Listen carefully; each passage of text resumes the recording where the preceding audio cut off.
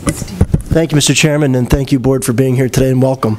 Along the lines of our outstanding liability that is owed, we've got some great data here as far as SERS and PSERS. And looking at those numbers, I mean, SERS, we have total members of 223,000, active 106, annuitants, which I assume are retirees, about 117,000. When we look at PSERS, we've got total members of 475,000 people, active of 273,000, annuitants of 202,000.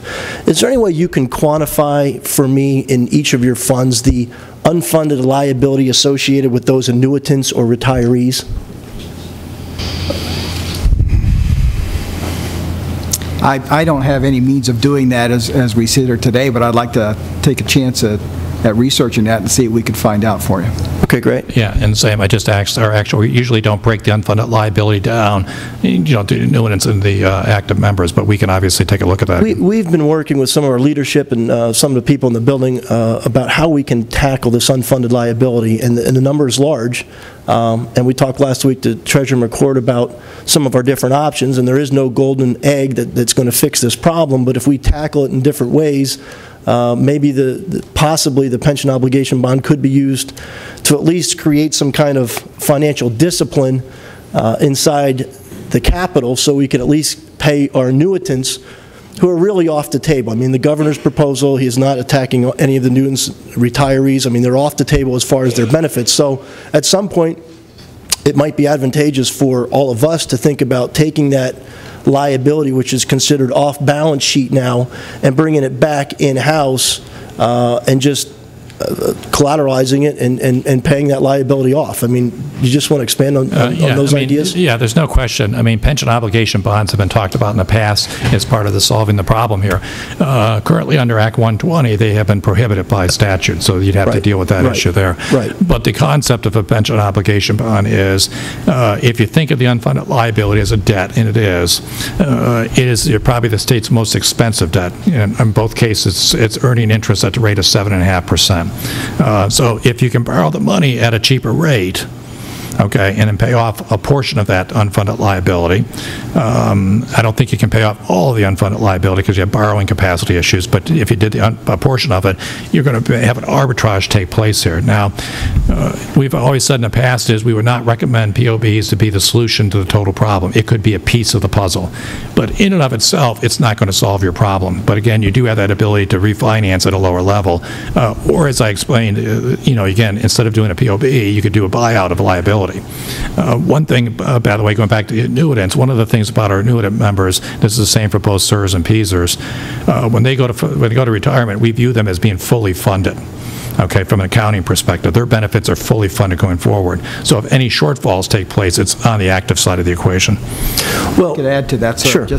We've done some numbers, some back-of-the-envelope numbers about what would it take if we wanted to keep the employer contribution rate below 20%. It would take $7.4 billion, which we would recognize then over 30-year amortization, and that's for SERS alone. That's not for PSERS. That would be a much larger number.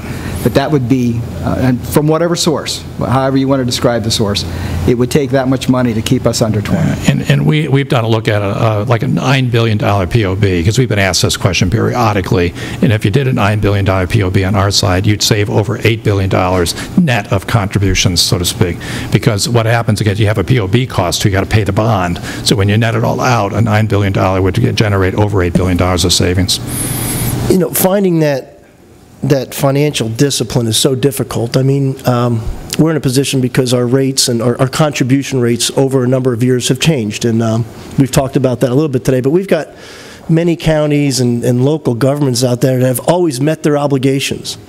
And I think we need to thank those people for stepping up and realizing that their employees are important to them and that the obligations are a true obligation, and the future obligation, whether it's 10, 20, 30 years, there's a portion that we have to pay. We have to pay now, and this kicking the can scenario can't happen. And unfortunately, we see that too often in many of these plans. My other question, Mr. Chairman, is more of a hypothetical.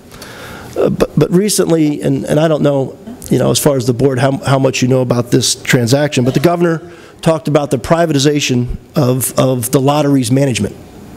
here in Pennsylvania.